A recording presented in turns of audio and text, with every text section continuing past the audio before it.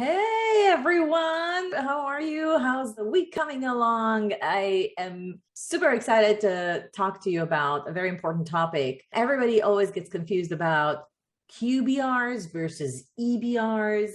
And is there a difference? What's the difference? Should we even leave the Q in front of the BR? All of those questions we are going to dive in today to really give you a true north of what should you have in your arsenal of activities as you set up your customer success practice. And I have Marc Troyan from TSIA with me to banter on the topic. Hey, Marc. Hey, Irit, thanks so much for having me today. It's really exciting to be here, and it's really a pleasure to share some of our insights from TSIA with the audience. And then this topic is one that we discuss quite a bit with our members, and I'm really excited today to get your insights and pick your brain, Irit, because every single day there's a conversation that we have with a member, and I know you have with your customers about how best should CSMs be engaging both with their day-to-day champions, but also with the executives that are responsible for those business outcomes that the CSMs are really trying to drive for their customers. So really excited to be here today. And thanks so much for the opportunity. Looking forward to it. Awesome. Yeah. So if anybody's listening and watching this video, if you're into improving your business reviews with customers and making sure it's optimized, you can't have more than what you have right now. Like you have me who works with a lot of clients and you have Marc who works with a lot of clients from TSIA. Stay tuned. We're going to be right back with all the tips, best practices, and what we're seeing, and answer hopefully a lot of questions that you might have already on your mind.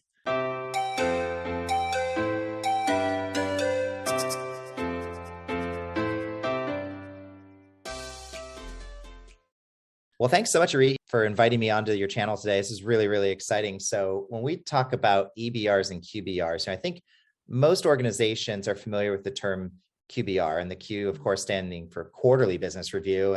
But EBRs, or executive business reviews, are just as important, but a lot of people get confused about what the differences are. And I'm curious, what do you see with your customers? You know, when you're working with customers and talking about, oh, are you having this engagement or that engagement? What do you typically see when they're struggling with the difference between a QBR and an EBR, or when should we engage with an executive, for example? There's a couple of resources that I wanted to point out. We sort of like sat down with a bunch of clients and said, what is the difference between QBR and EBR as you practice it? And we put it all in a very short blog, an infographic that I would encourage anybody to kind of like download if they don't have clearance around that.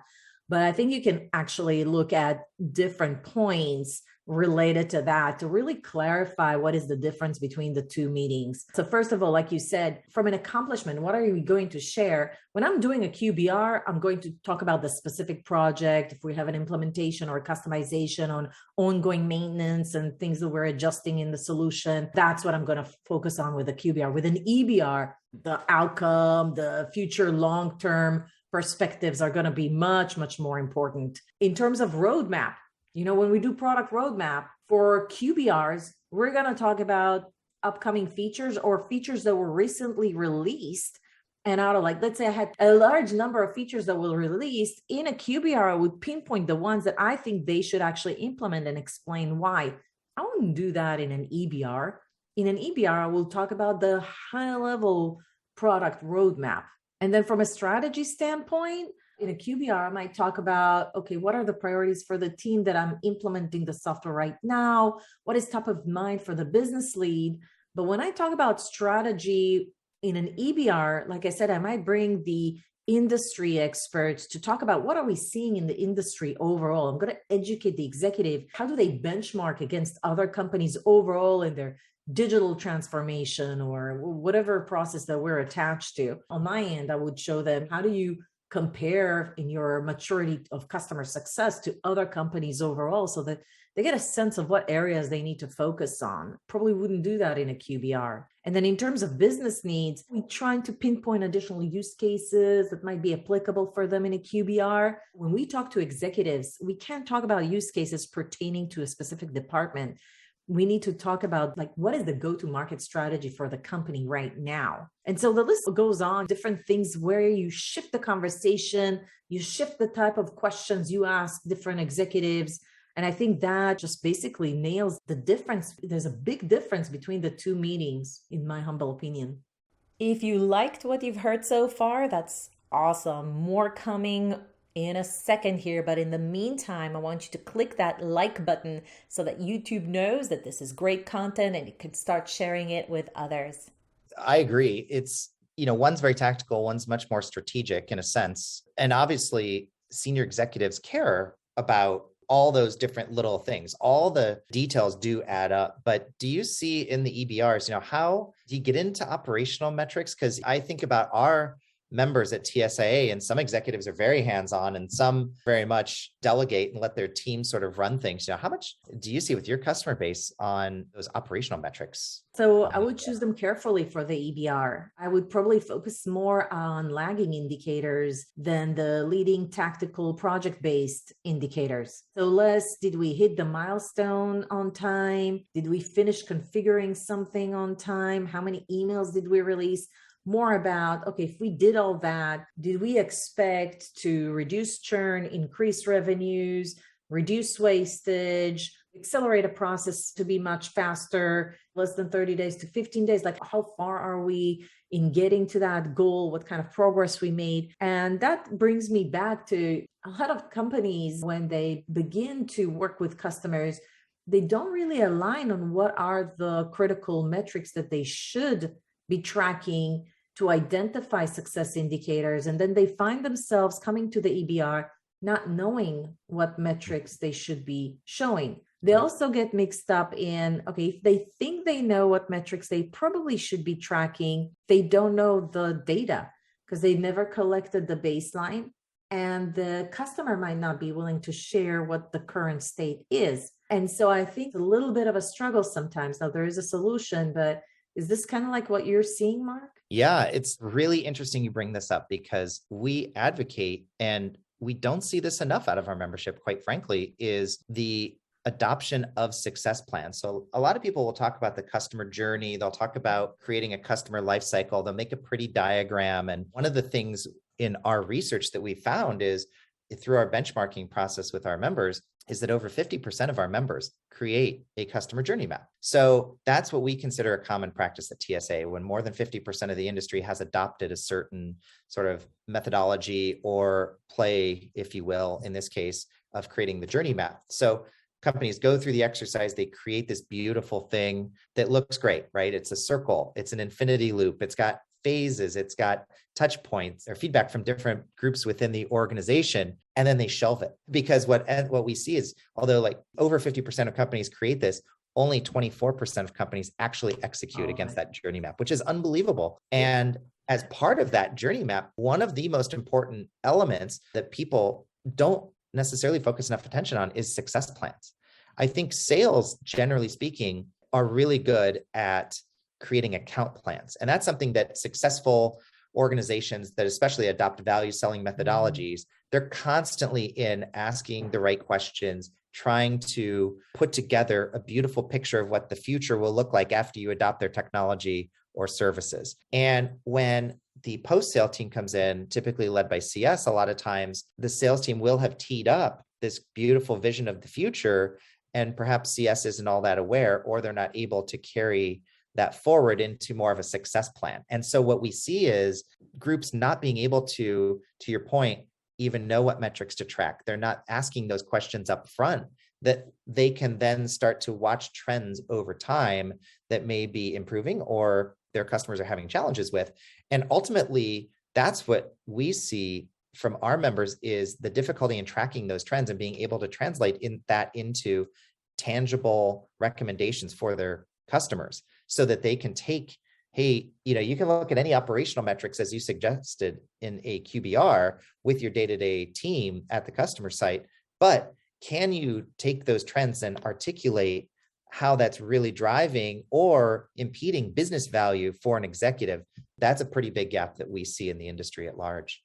Before we continue, don't forget, subscribe to our YouTube channel and smash that notification button so that you don't miss out on any new videos. First of all, there's a lot of success plans that don't include success indicators and don't include the actual values where, things are now, or the customer just simply doesn't know. Yeah. I think the other mistake that I'm seeing is that we're not prescriptive enough with our customers. I think that we need to come in and say, these are the metrics most of our customers track. Does this make sense? Or even coming into the EBR and say, our customers typically see impact in these areas. What has been the impact for you? Are you seeing these kind of results? If they say no, then you can open the discussion up on how can we realign our priorities to get them those results. And if they say yes, then you got a validation of a value from a customer. Either way, it's a win. Or you're actually educating them on stuff they need to track, on metrics they need to track that they haven't thought about before. Either way, it's a win. We need to come with more prescriptive recommendations. You're exactly right. Because if you think about, again, it goes back to that value or that vision of the future that you've talked to the customer about, the sales team has then sold. It's a promise that's made pre-sale that you are then delivering on. And what's great is, let's just take the example of a software company. Customers don't just buy your software to fill a need anymore. It's not like the old days where you would buy a point solution and it addressed one sort of acute need that you had. You needed a word processor, you bought WordPerfect back in the day, right? It's not like that, right? You're typically buying a whole solution that's made up of not just software in this example, but also services, support functions, education and enablement services. There are all sorts of these ancillary benefits that your customers receive that can be a whole value prop that's packaged up together that you want to deliver against. And it's really, really important that you remember you're the expert. They didn't just buy your software to buy software. They bought it because of this holistic solution that you brought to the table. And why not remind them of the fact that, look, this is what we see from our other customers in the industry, and we see them being successful utilizing our products or services in ABC ways. Perhaps you would benefit from doing it this way. And then here's the value you would receive if we go down this path. Never be shy, never be afraid to have that conversation, because you're using your products and services every single day with your other customers. And why not bring that to the table? You're seeing it every day. They're using it from the other perspective. They're getting benefit from it, but they could always be getting more. And a lot of times they don't even know the right question to ask on how they get more value, right? They'll always want to get more value for what they're paying. Every customer does. So how do you impart that wisdom and that knowledge that you've gained over time as a customer success manager or leader? And how can you help drive that value with those customers? That's something you're seeing where CSMs maybe get a little too, I don't want to say methodical, but a lot of times you have a hard time seeing the forest for the trees. You're just fighting fires so much. It's hard to see the big picture sometimes. I think you're right. I think when things go really, really wrong, they're afraid to share additional use cases or advice. And I think tools like maturity scoring models and benchmarking facilities, like having a survey done with all your customers, just can bring this conversation up anyways. It just depends. And there's also a different way to share value discussions with a tactical team that you work with on a day-to-day basis versus when you actually do the EBR. And that's why I said, when you do an executive business review, you definitely don't want the CSM to lead that conversation, especially if you work with a very large company. I'm not talking about an executive business review you do with a mom and pop shop. Obviously, the CSM can lead that. But if your customers are very large companies and you do want somebody that's very high up, very senior, kind of want to bring their peer actually from your organization to lead that conversation and tell them, I'm working with a lot of executives at your level. This is what I'm seeing. You want to bring your industry experts. You do want to elevate that conversation when you talk about value. And so I think that needs to be tailored very carefully. I think what you shared is a common challenge for QBRs, especially when things go wrong. CSM would be very hesitant about sharing what other use cases and what additional value we can bring. That would very much be focused on, first of all, fixing things. Yeah, it's a really good point. And when you were talking about having the peer relationship for the EBR, one of the things we see and we recommend, of course, at TSAA is doing what you just described, which is having a peer. It really does two things. First of all, they can speak at the same level because typically they're looking at the same metrics. They're thinking about how to grow the business. They're always looking a little further down the road, a little bit bigger picture. But also, more importantly, what it does for you as an organization is it creates another contact touch point. If you can get two executives on the schedule on a fairly regular basis, and you're doing your sort of day-to-day or your standard QBR kind of meetings with your customers, it just gives you two different avenues to have feedback. And a lot of times what we see from our members anecdotally is you'll get much more direct feedback from the executive to executive conversation, because if you have folks that are a CSM or trying to talk to a senior executive, the senior executive might not be as open and forthcoming. They tend to like to talk to their peers, we find.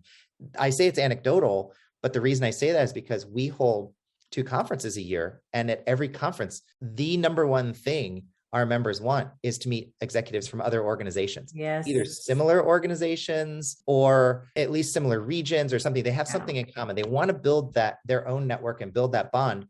And so this is another way to do that. It's another great way to build that bond. And if you get that bond at the senior executive level, that can make a lot of the future conversations a little bit smoother, because they're more willing to say, oh, you know what we're really interested in can lead to expansion opportunities. Hey, we're really interested in doing ABC. Is that something you can help us with? Yeah. You probably aren't going to get that in a QBR. You're not going to be able to open some of those doors. So we find that very important, that executive level relationship. And again, it really brings in that second viewpoint. And so it gives you, I think, a much more holistic picture of what's going on at your customer, which is pretty cool. But that kind of begs the question then, okay, so you have these 2 different types of meetings led by 2 different people. So when you think about the type of questions or the type of conversation you want to have, you talked a little bit about the QBR, and we would agree what we see at TSAA is they tend to be fairly tactical, they're repeatable, they're consistent. To your point earlier, you want to show trends over time. But those executive conversations, in our experience, they tend to be a little more free form and of the moment. A lot of times executives just speak off the top of their head. What do you see with your customers? Do you see those kind of EBRs being more structured or a little bit more sort of free form and in the moment? I would not recommend freeform. Freeform means that you give the control back to the customer and you may or may not get to your goals. Plus, the value that you're going to bring to the conversation, if the customer controls it, is going to be haphazard. Depends on what the customer wants to talk about. Why not just come in with a very clear agenda and a very clear intent on how you're going to deliver massive value to that executive in that meeting? If you have an agenda where you know, okay, I'm going to bring an industry solution or an industry expert to talk about recent trends. I'm going to bring the VP of product to talk about our vision for our software solution in the next 5 years, whatever, or really big discussions. Now you can predict in a much higher probability level that the executive is going to get massive value out of the meeting. I had a video recorded with Disha Gozalia about EBRs or the QBRs that she attended. Essentially, it's an EBR at that point. Which ones she never comes back to? They keep inviting her. She's not coming back because she's a VP of customer success. You want my time. This can't be a free flow conversation. I want to know what it is that you're going to bring to the table that's worth my time. I don't have a lot of time. I have a lot of people, teams, customers to manage. Better be worth my time. So I think you can do it once, that free form.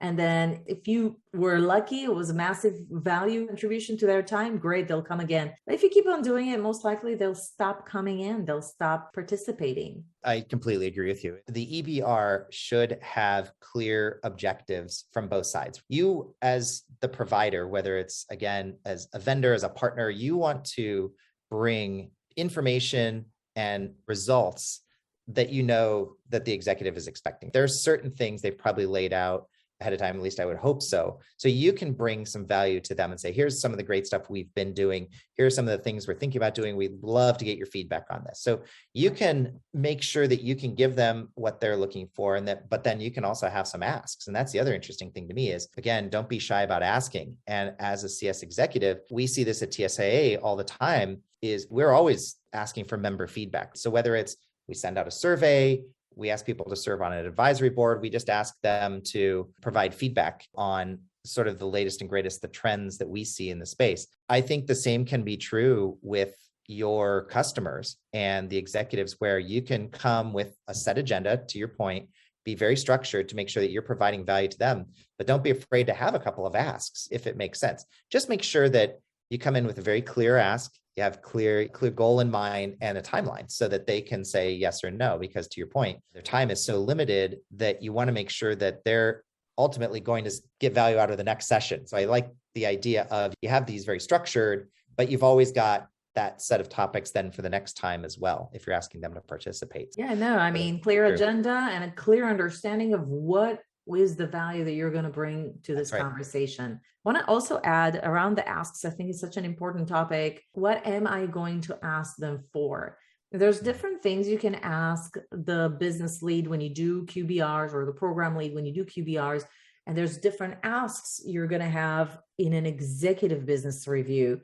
And I just wanted to double click on that because it's not the same types of asks. Yeah, you're exactly right. I mean, from your QBR, it might be, hey, would you participate in a survey that we're doing? Or would you participate in our advisory board? Give us feedback on the product, roadmap feedback, lots of sort of tactical. And you touched on a few of these points, the infographic. But then you come into the executive, it's completely different. Typically, it's an analyst. Maybe we'd like them to speak with an analyst, or it's something around joint presentation at a senior sort of leadership type conference. It could be anything like that, but it's typically going to be something that I would say is really sort of leading edge, driving the business, the industry forward, not so much the, can you help us with the nuts and bolts of our product, our service offerings. What's the cadence in your opinion? QBR is like, I think it's either quarterly or at least twice a year. I have some projects where I actually meet with the executive every month because the project is very intense and it's not a year long, but that's from a services standpoint. I had to mention that because I know some folks are watching the YouTube channel that are not from a software company, so they might want to know. And then from an EBR standpoint, we typically recommend just doing it once a year, probably somewhere between the 6 to 3 months before the renewal or the first couple of months after the renewal. Either way is a good opportunity to meet and realign, and certainly propose an ad hoc meeting where we feel like things are going wrong. So when the health of the customer starts to deteriorate and that there's a sense there might be a risk before it gets escalated too much, I would say that's an opportune time to suggest an executive alignment meeting, because you do want to bubble it up and see. Sometimes the solution is not to fix a certain code, but it's actually have a reset of expectations and make some long-term decisions on the spot. And if we can reset expectations with that executive for a longer term vision, they might be a little bit more forgiving in the short term until we get all the technical issues sorted out. That's a great point, Irit, because obviously you want to try to get in front of any issue as soon as you can. And reassuring an executive is very, very important. And that absolutely should be done at the senior level at your organization as well. So whether it's product or service company. The other thing too, we see, and of course we recommend this as well, is if your customer is quiet, if they go dark, if you aren't getting that feedback, you might still be getting the day-to-day feedback and even have QBRs, those regular business reviews. However, if you're getting no feedback from the top or that executive meeting, because it's so important to have the meeting, if it keeps getting pushed out or something like that and they go dark, that's obviously not a very good sign. So you really need to push to get those meetings. You never want to get to that point. You really want to make sure that both sides are getting value. You're providing a ton of value so that, to your point earlier, the executive comes back to the table again and again and again and is excited to hear about the progress that the team is making. For clients of mine that have that issue where clients don't really want to come to a QBR and EBR, they feel like it's a waste of time, actually redesign their journey for them. Instead of doing 2 QBRs and 1 EBR per year, we actually designed 3 types of meetings and we named them something completely different, and the agenda is completely different now. So now I have 3 value-based activities, and it's very clear what the agenda and the goal of the meeting is. So for example, it could be industry benchmark overview. If I'm an executive, it's much more interesting to me to come to that meeting than just an executive business review. Don't you agree? I totally agree. What's really great about that is it reestablishes that you have control of the situation as opposed to being 100% reactive. You're still bringing them value. You're just sort of packaging it in a way that brings them to the table and still continues to give you the opportunity to drive, so that although you can be reactive when there's an issue, that's fine. You want to be as proactive at both ends of the spectrum, both day-to-day and at the executive level. You want to be able to drive the conversation. That's really brilliant. The cadence is something that I think varies from company to company. And I agree with your point earlier. You should do an EBR or the like at least once a year. But what you really should do is ask them what they want. Ask them what makes sense for you. Do you have the time? Are they invested? Do they want to spend the time? If they want to do it more frequently, that's great. And then to your point, package your value output, whatever that looks like, whatever the value messaging is for them, package that up in a way that makes the most sense to help you stay in control, be as proactive as possible, and yet deliver real value, make it interesting for them so that they keep coming back to the table. It's really brilliant. Yeah, that's the gist of it. At the end of the day, it needs to be customer centric. Yeah, have a set plan. Make sure you've got the right folks in the room. Make sure the message is on point. Make sure you're talking about the value that your customers care about. Get in front of any issues. But it's really about that. It's about having rigor. It's about having structure. It's about having consistency and delivering that value at the level that's appropriate for the right audience. Well, Marc, it's been a pleasure talking about this topic with you. If you like this video, please give it a like. It really helps the channel a lot. Put your comments if you do something else with relations to QBRs or EBRs, or if you found some interesting blogs about the topic. Go check TSIA's website and membership plans to learn more about customer success strategies and see how they can help your organization to be better, to optimize your business. They have a ton of practices well beyond customer success. I'm going to include the link to their website below. Check out their conferences. They're open if you're not a member. Highly recommend attending it at least once so you could see it for yourself. All right, guys, I'll see you at the next video.